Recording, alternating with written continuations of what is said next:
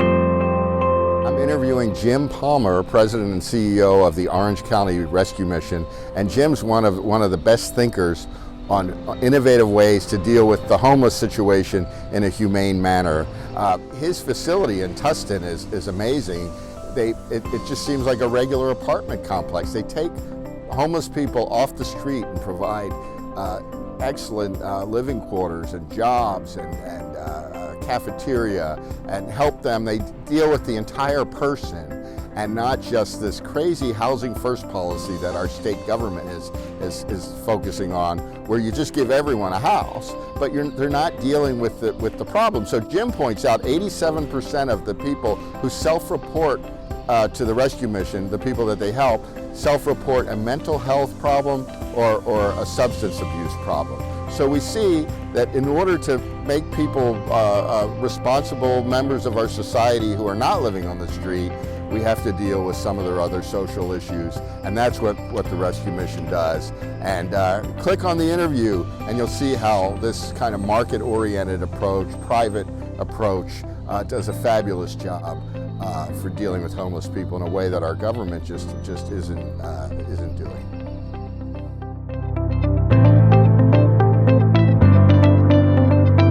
We're here with Jim Palmer, president of the Orange County Rescue Mission and a leader in thinking about homelessness in effective ways and not just ways that spend money.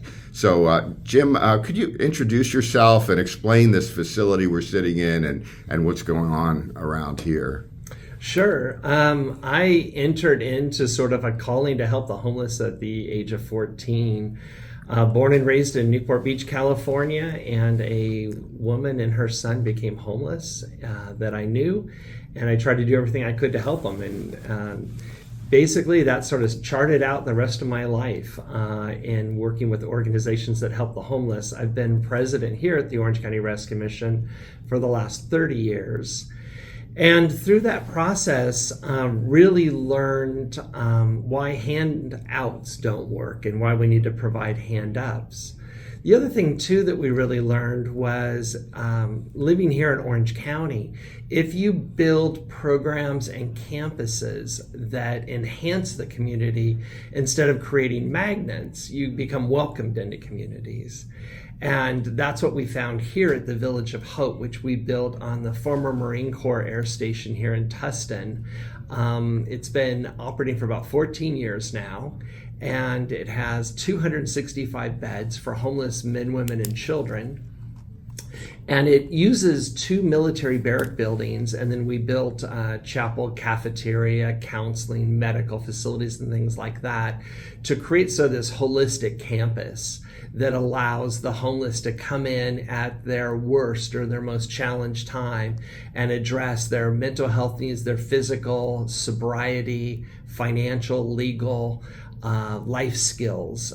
So once they go through that program that lasts about 18 months, 85% of them, 2 years after they graduate, are still self-sufficient without the need for government welfare or anything like that in their lives, and are sober and providing for their families. Oh, that's great. When I came up here, my cab driver, I told him I was going to the rescue mission. He goes, "Oh no, this is just an apartment complex."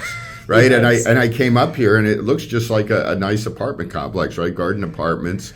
And so what's the key to it having this? It has a nice vibe around here. Yeah, I think part of it is we don't label people homeless. And let me go back a little bit. So when I get invited to a city council meeting and they want me to come speak about homeless or a law enforcement gathering, I tell them the first thing, you don't have a homeless problem. And of course they gasp and go, wait, what are you talking about? You have an addiction problem. You have an alcoholism problem. You have a mental health problem. You have a divorce and broken families and so on and so forth, and affordable housing at the end of that. Those are the problems you have. They just get labeled homeless. So one thing we did early on is stop calling people homeless, and instead we call them students. We didn't create shelters, we built campuses. Campuses that the students live on, but the entire focus is to help develop and educate them and treat what their needs are through individual treatment plans so that they can graduate as whole people and be self-sufficient again. And that's really sort of the way we've approached that. Yeah, and that's key, right, to having buy-in from the surrounding community, right? It is. And then years and years ago, Roberta Amundsen and I, brainstormed a way to implement a vision that she had to bring beauty to the poor. And we did that initially through the House of Hope in Orange, which we went to build a facility for women and children, found ourselves in the historic district of town, and we're told that we had to build a 1940s historic home to match the surroundings and meet the zoning requirements.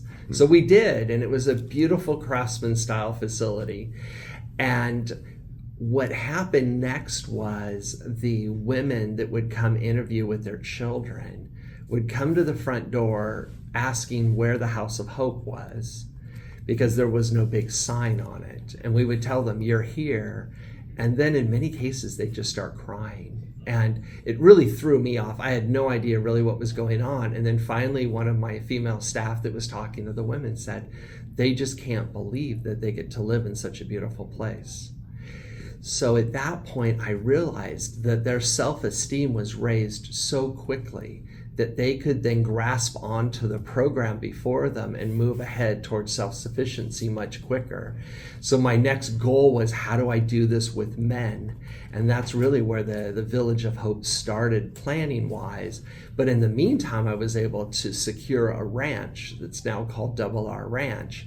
And we were able to take men out to this ranch and see the same kind of success that we did with the women.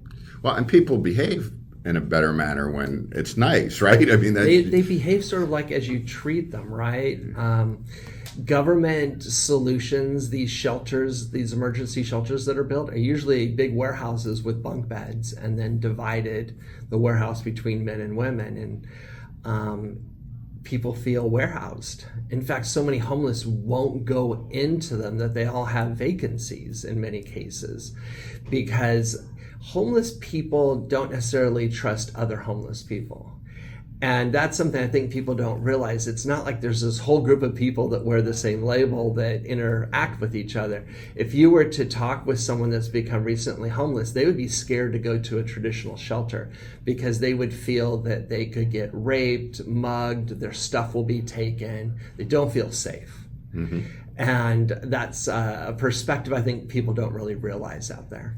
Yeah, and you had mentioned a little earlier about the idea of creating a magnet, right? Yes. And that's one of the frustrating things is someone who wants to deal humanely with the homeless.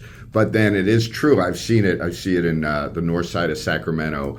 And then it just becomes this magnet, and this kind of disorder spreads into the surrounding neighborhoods. So I think the neighbors have some legitimate concerns of that, right? And how do you hit that balance?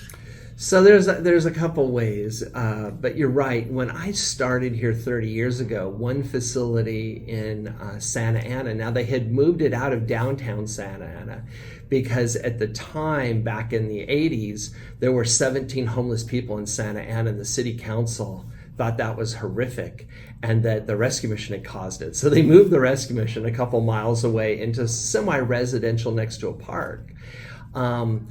But that and then county social services moving next door created this magnet, because at the time, traditional programs like soup kitchen, like people being able to just come in and sleep on, the floor or mats and things like that, that sort of handout kind of mentality was happening, and it just infected the whole community. It got so bad that President George W.H. Bush named it as one of the weed and seed districts, which meant one of the most violent square mile areas in the region. And it had created that. And as soon as I was hired, I started wondering, well, wait a second. These people that are coming in are selling drugs. They're not doing anything to change their life. They're just taking free handouts. And I think that's what we see in many cases. When you have, let's say, a soup kitchen in a community and the city's now trying to move it or shut it down, is because they're no longer just feeding those that are truly in need, but in many cases it's attracting free meals for those that are addicted, that are selling, that are stealing. Because one thing you have to think about is if you're addicted to a substance, an illegal substance, you're having to pay for that in some fashion through prostitution, through theft. We see a huge uptick in retail theft because we have a huge uptick in addiction right now, and Prop 47 and other things that I'm sure we'll talk about. Oh, yeah. So that's, well, before we talk about some of the policy things, let's deal with some of the numbers. I mean, it always impressed me when I talked to you about the high percentage of people who self-identify as having a mental illness or an addiction. Yeah. And that plays into this whole idea of housing first, which seems to be the catchphrase now. Housing first, housing's a human right. Right. But if people are addicted, then that kind of minimizes the effectiveness of that. So maybe start with those numbers. Yeah, this is something that has really frustrated me because, HUD requires every jurisdiction to do a point-in-time count every other year as a minimum, where they're supposed to go out and count the homeless. They have a survey component that they create with that to try to identify why the homeless became homeless. The problem is, the way that they set up the survey is the first question is, are you homeless because you lost housing? Are you homeless because you lost your job? Are you homeless because this is, and at the very bottom will be like addiction. Well, someone that's addicted, we know they lost their job because of addiction, then losing their job, they couldn't pay their rent. If you ask the question in a different way, you'll get a response. So years ago, we started screening all the homeless we meet with to ask them to self-identify their issues. And number one was addiction. Number two was mental health. We found that over the last few years, 87% self-identified with a current addiction issue or a current mental health issue. Now, we know from the medical perspective that half the people with mental health issues don't know they have them. So that percentage would be higher. But just at 87% as a conservative number means that if you're looking at housing first solutions, you're only serving 13% of the possible population. Right. So explain what housing first is. Yes. And yeah.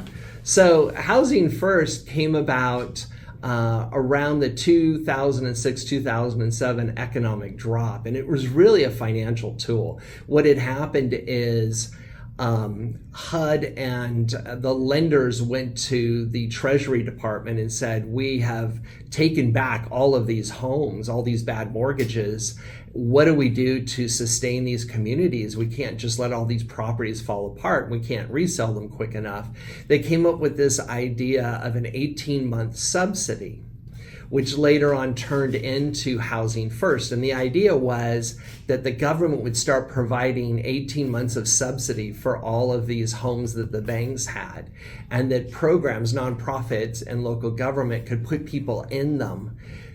And the advocates came around and said, hey, look, this is perfect. And of course, the elected officials thought, hey, look, this is simple. If you move a homeless person into a free apartment or a house for a period of time, they're no longer homeless.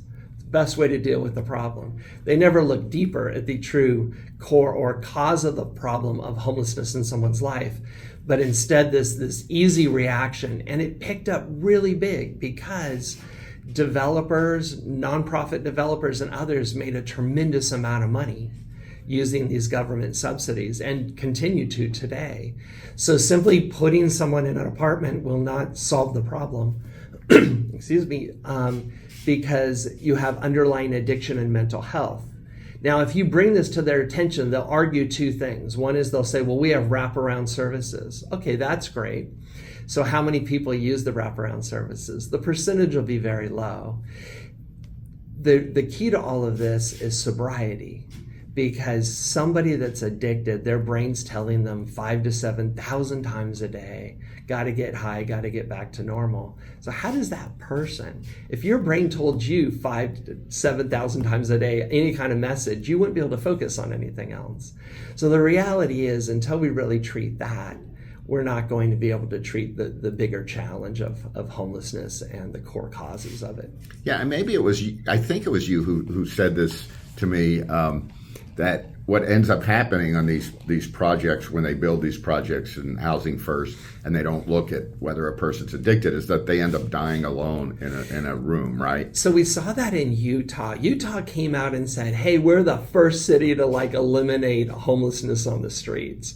They did it through a number of different ways, but they create corridors and try to push everyone together, and then they tried to put them all in single room occupancy apartments.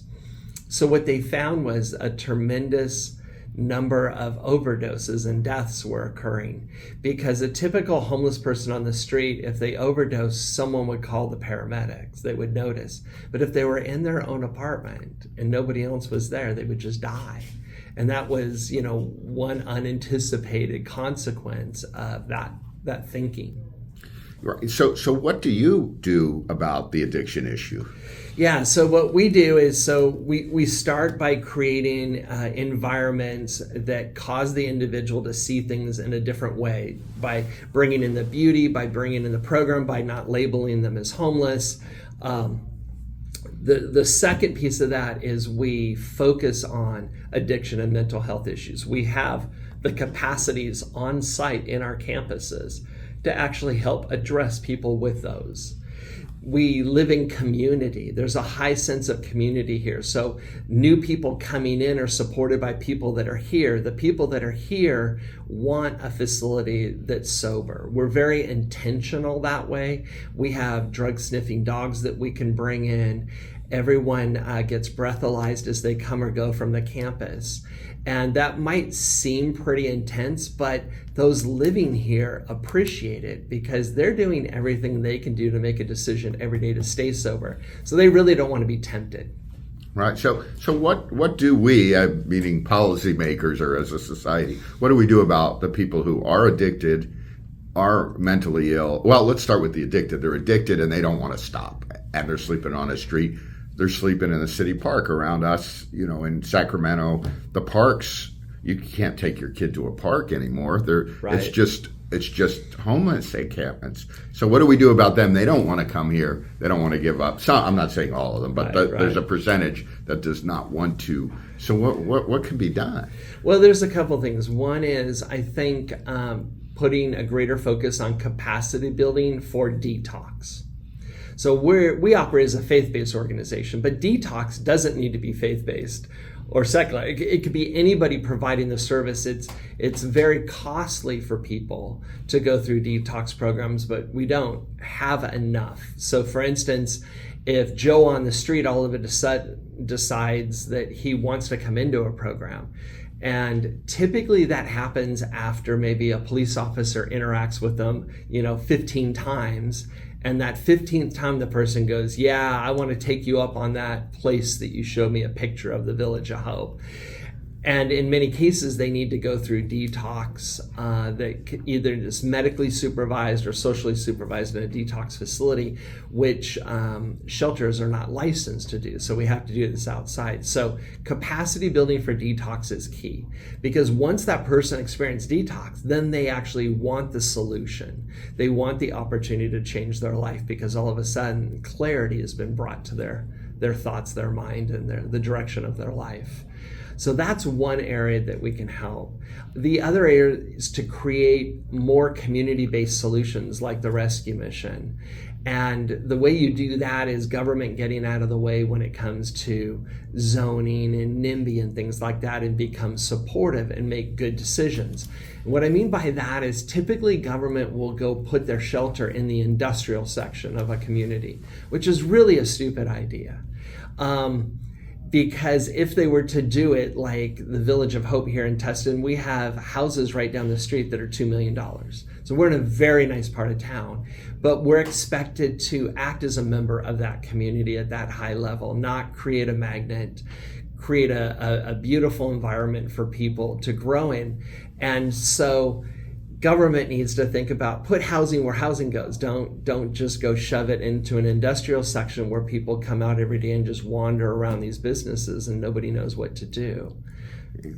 Yeah, that makes sense. And but what do we do about the mental health portion, right? Because the detox is one thing. There's a certain part of will that's involved. A person has to want to detox. But some of these people I see, I mean, they're just yelling at people, and they're not, they have serious mental health issues. Yes. And I don't know. So how do we deal with that? And does any of it tie into, what was it, the Lanterman Act, or some of these efforts that made it more difficult to institutionalize people? And there were some good reasons for that too. Right. It's a really tough civil liberties issue. It really is. So I just was seeing if you have any thoughts on that. Well, I always look at these situations as, what can we do for the greatest portion? Because there's always going to be certain ones that just don't fit any solution we come up with.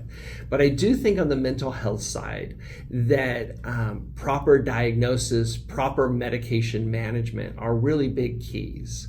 We have a lot of our population coming in with mental health issues. We have very good screening tools, and then we have professional practitioners that can then work with these individuals. But a lot of it, like bipolarism, comes down to medication management and a lot of support that goes along with that. For instance, what we see is it takes about 1.5 years to balance someone that's borderline with their medications. There's always minor changes that go on to get them to the right spot.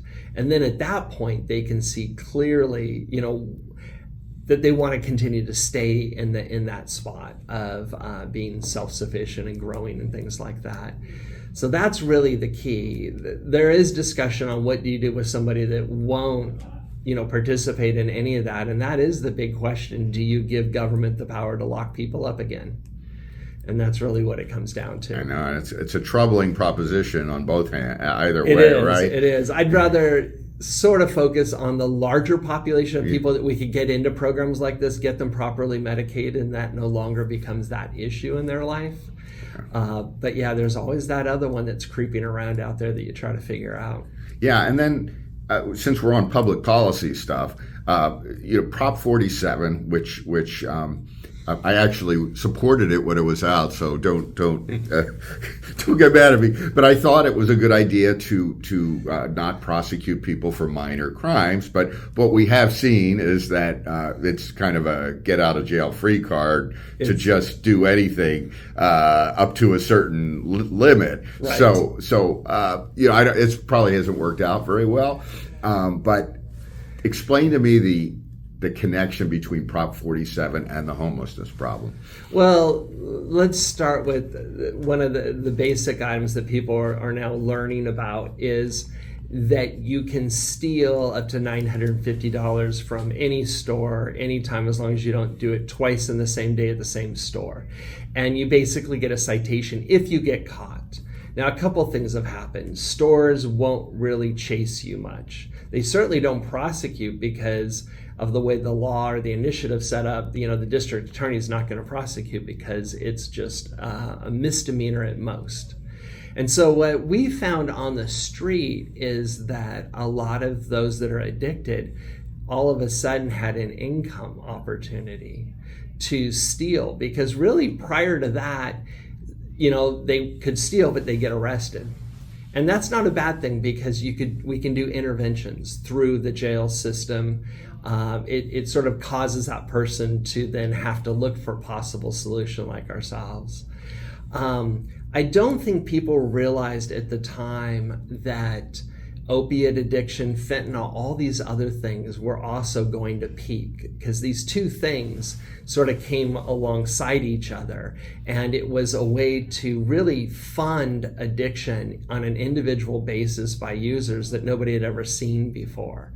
So what you ended up seeing were a lot of shelters go down to like 50% occupancy during the COVID period, the last couple of years, which is at the same point that opiates and other things are peaking in their use. And it became a really big challenge for people that I don't think people had anticipated with Prop 47. Now, that touches on the issue of homeless courts. There have been proposals. Yes. So, what do you think? Explain what those are and what you think of it. Well, we used to love it. So, Orange County, I think, was one of the first communities to create a homeless court under what they call community courts. So, I think they had like DUI courts and mental health courts and veterans court and things like that. They had this homeless court. We actually hosted it, and it would meet monthly at one of our facilities, and it was a legitimate court. Judge, bailiffs, everybody would come in. But the thing that was interesting is the judges would know who they're speaking to, in a sense. They would know some of the brokenness that goes with homelessness and could articulate possible solutions. But the best thing of all was, in many cases, they would sentence them to programs. They would say, okay, John, I want you to go to a 12-month program. If you do that, I will then clean up your record. We'll not charge you these fees. And then John could pick what program to go to. And in many cases, people picked us to come to. And we saw great success because during the period they were in the program, they knew if I step out of line or leave the program, I'm going to have to go deal with that judge again. And that judge was seeing these individuals that were in the program, every so many months, asking them to come in and report back how they were doing. And we loved it. But the problem now is the infractions and things like that brought them to homeless court are all gone.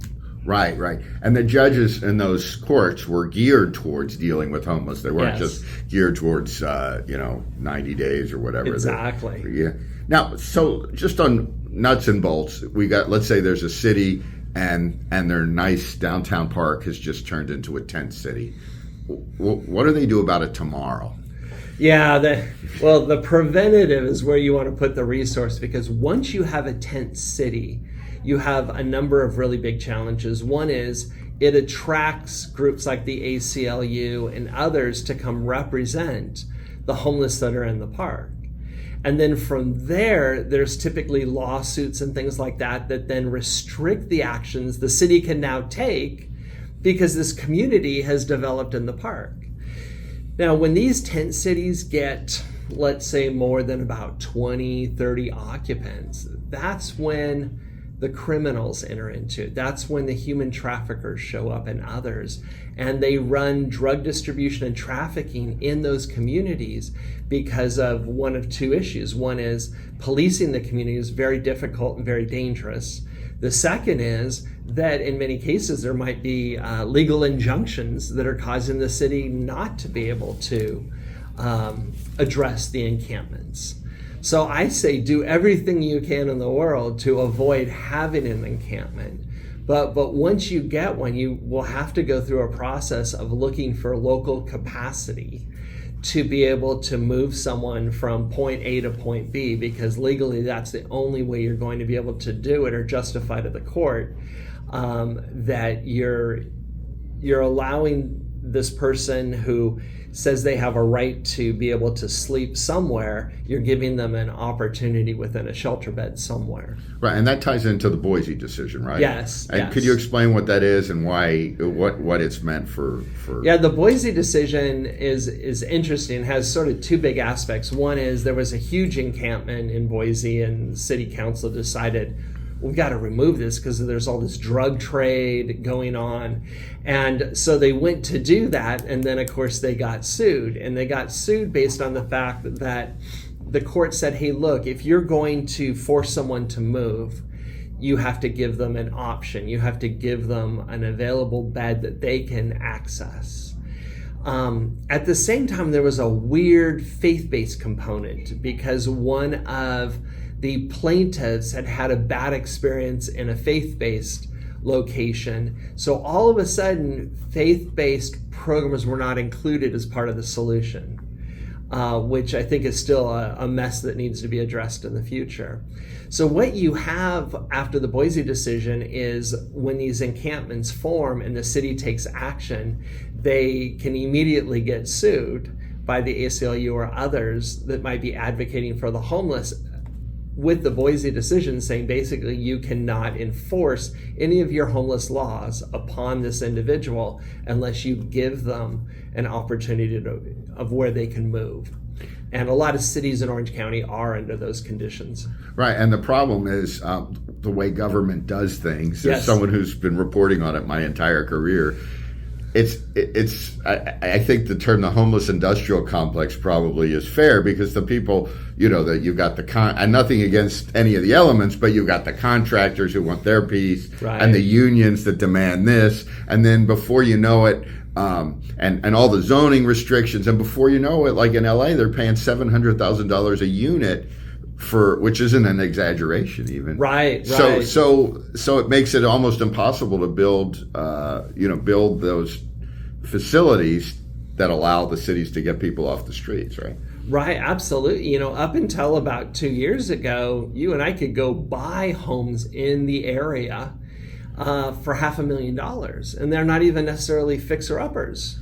And here they're spending $700,000 to build a very small apartment in Los Angeles, and it's absolutely crazy. And there is a tremendous amount of money that is made on the actual development side of these things. And there's a tremendous amount of influx of money right now under Project Home Key in California to go out and buy motels. But these motels don't have kitchens in them and things. We're going to hyper concentrate people with challenges without any guidelines. What I mean by that is anytime there's a government dollar involved, you can't require sobriety. You can't require medication compliance. You can't do any of that. So we all know what's going to happen. It's going to be San Francisco all over the state of California. Yeah, and we had worked together. Was it like 15 years ago or 20? I don't even remember as I'm getting old. But in Stanton, we're talking about the motels. Yes. The old motels along Beach Boulevard, which nobody goes to those motels for a vacation. Right. Basically become de facto homeless shelters, or one step above, and they weren't great. Right. But then the city decided to deal with it by forcing everyone out, an occupancy a stay of only 30 days. Right. And then you'd have these poor, bedraggled people, schlepping all their stuff along Beach Boulevard to the next motel. Yep. So what was there wasn't great, but I remember you came and you provided services and tried to do something constructive, but I thought that's probably a good example of cities taking the wrong approach, right? Yeah, it really didn't solve anything for them. In fact, it actually caused a lot of problems that we have today, because what we found were a lot of single parent families were in those motels. At the end of the day, we actually looked at trying to buy some of them, but because of the drug trade and the prostitution, those hotels are selling rooms by the hour, by the day, by the week, even by the week to the homeless, but it's cash. These were cash cows for the owners of it. And you could never really, it was very hard to find the owners of it, but we went through the process of trying to buy that and got very frustrated. But what we learned is, we really needed to find more capacity for women with children, because people don't typically think of that population as a large population. They think of the single homeless men you might see on Skid Row, and now the single female and things like that. But it caused us to look at how to create communities that would support the needs of homeless women and children. Yeah, and then I've got, I guess, we'll wrap it up with one last question. Broad question. What's the state doing right and what's it doing wrong? Oh, wow. That's a tricky question, because I don't think they're doing anything right. What they're doing wrong is you've got everything from, not addressing the NIMBY syndrome to not supporting communities with some zoning opportunities, to CEQA issues that need to be reformed, to not getting the government dollars involved in the projects, because as soon as you do that, you can't require sobriety or medication compliance. And those are two huge things, as we discussed. I think what would be helpful is, on the charitable side, is create charitable benefits, in the sense of, if you donate $100, you get a $100 credit. There have been discussions in Congress and in the state to do that, just nothing's ever come out of it. So really doing that to stimulate private resources that can be used for private solutions, I think would be very valuable. And the second is government getting out of the way. Because even today, with me being here 30 years, and anybody can Google us up and see the success we've had, we still run into challenges with bureaucrats not allowing permits to go forward or just causing lots of challenge, which if they sort of stepped back and let us do it as if we were a familiar developer that they give passes to. I mean, that's getting out of the way, I think, is a huge thing that local and state government can do. Yeah, and I like the idea of providing a way for the public to, donate money, because a lot of people really are kind. Yes. But sometimes, like my daughter lives, she used to live in a little liberal city in the Pacific Northwest.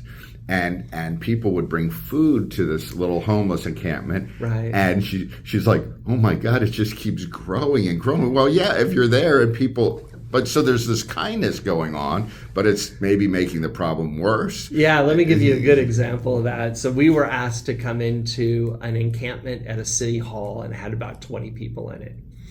And City Hall finally called and said, can you please take care of this? We said, sure.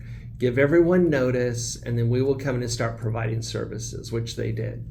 The first family, we were so excited because it was an elderly man and a wife and a nephew and a child, and we're like, this is fantastic. We're going to get this family out of this tent.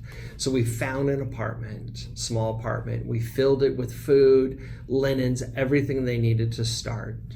We convinced them to move there. They did move there. We fixed their car with a new battery, got them some gas. The next day, they were setting up their tent. I get a call from our staff, and he goes, they're back again setting up their tent. And I said, what?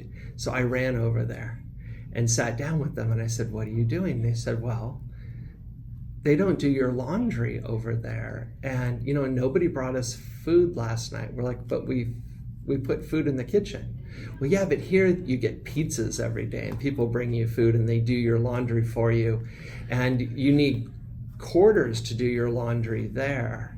And it was an incredible picture of what went wrong, because good-hearted church ladies, I'll call them, were assisting those that were in the encampment because they wanted to show, God's love to the least, the last, and the lost.